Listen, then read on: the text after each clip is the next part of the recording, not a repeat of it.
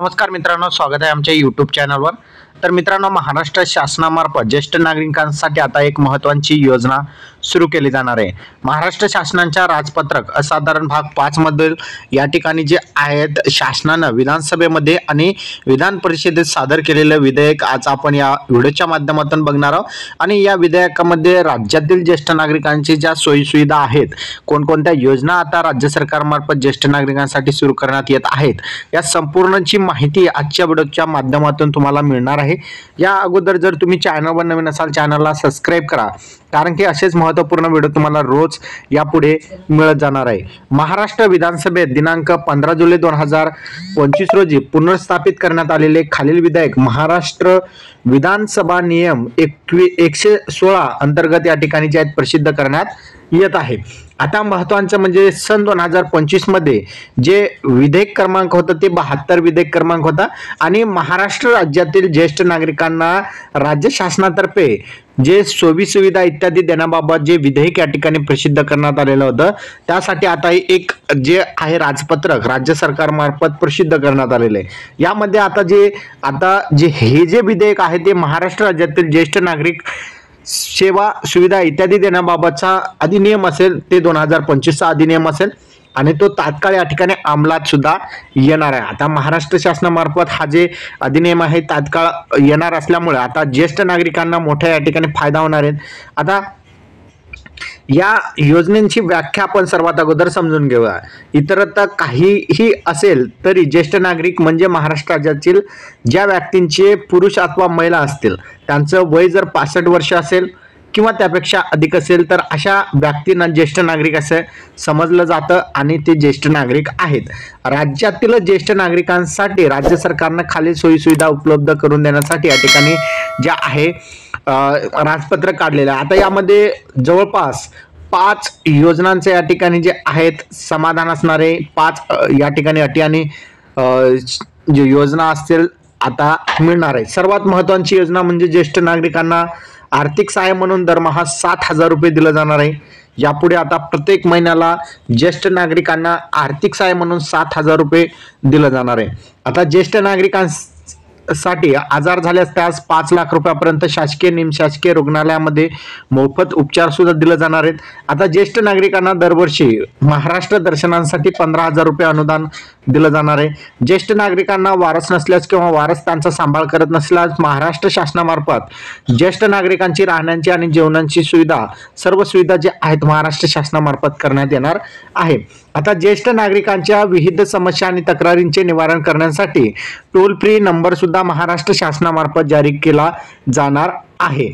आता महत्त्वाचं म्हणजे उद्देश काय असेल ज्येष्ठ नागरिकांना या योजना पुरवण्याचा आणि त्यांचे निवेदन काय असेल तेही या ठिकाणी जे आहे ते राजपत्रामध्ये दिलेले आहेत। महाराष्ट्र राज्यात दिवसेंदिवस ज्येष्ठ नागरिकांची संख्या या ठिकाणी वाढत आहे। अनेक ज्येष्ठ नागरिकांची आर्थिक परिस्थिती अत्यंत हालाकीची आहे। काही ज्येष्ठ नागरिक निराधार अवस्थेत जीवन जगत आहेत आणि वृद्धापकाळामध्ये त्यांना विविध शारीरिक व्याधी या ठिकाणी जडलेल्या असतात। अनेक त्यांना जे आहेत औषध उपचार घेण्यासाठी त्यांच्याकडे पैसे सुद्धा नसतात आणि त्यांना आर्थिक मदतही कोणी करत नाही।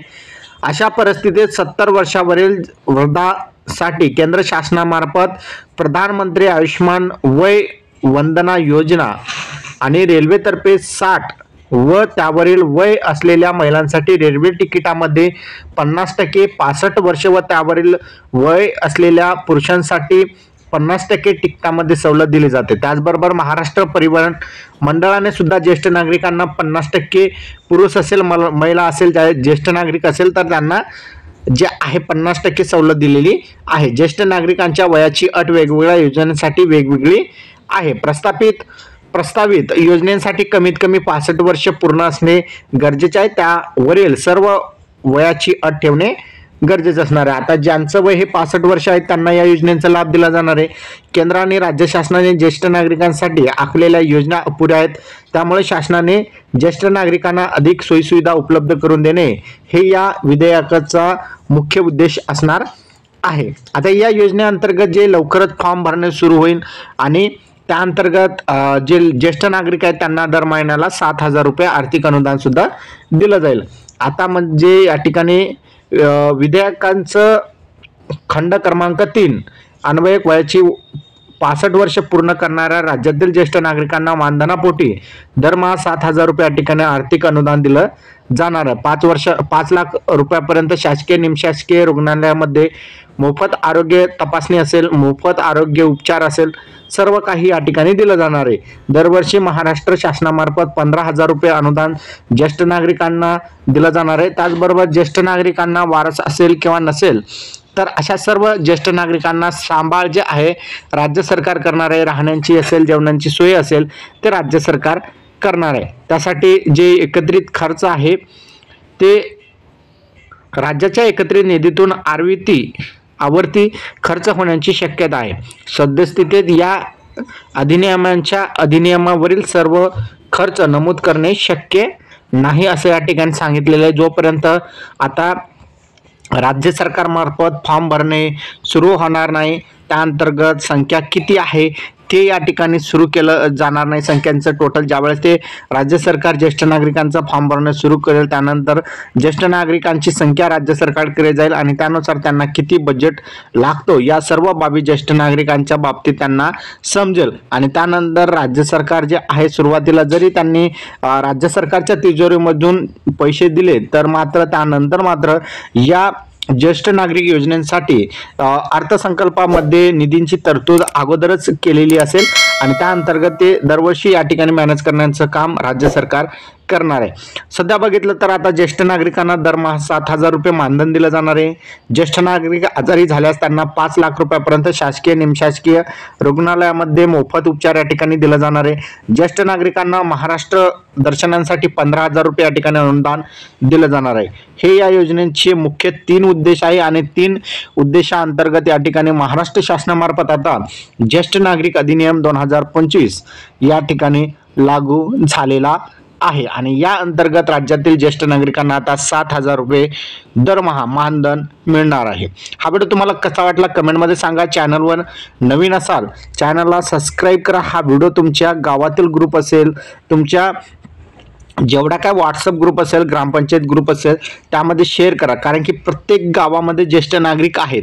तुमच्या घरामध्ये असेल, गावामध्ये असेल, या माहितीचा त्यांना लाभ मिळणार आहे. या माहिती अंतर्गत त्यांची आर्थिक परिस्थिती जी आहे सुधारण्यास मदत होईल. त्यांना जे दवाखान्यासंबंधी ज्या अडचणी आहेत ते या ठिकाणी सॉल्व्ह होतील. कारण की राज्य सरकार जे आहे ज्येष्ठ नागरिकांना सोयीसुविधा देते पण ज्येष्ठ नागरिकांना या योजनेबाबत माहिती नसते. कारण की त्यांच्याकडे स्मार्टफोन नसतं, त्यामुळे इंटरनेट कनेक्टिव्हिटी नसते आणि त्यांना जे सुशिक्षित युवा वर्ग आहेत जर त्यांना माहिती दिली तर त्यांना ती माहिती समजू शकेल आणि त्या अंतर्गत ते अर्ज करू शकतील आणि या योजनेचा लाभ घेऊ शकतील. त्यामुळे जास्तीत जास्त हा व्हिडिओ जे आहे तुमच्या गावातील ग्रुप असेल, तुमच्या व्हॉट्सअप ग्रुपवर शेअर करा जेणेकरून सर्वांना माहिती मिळेल. हा व्हिडिओ तुम्हाला कसा वाटला कमेंटमध्ये सांगा. चॅनलवर नवीन असाल चॅनलला सबस्क्राईब करा. धन्यवाद.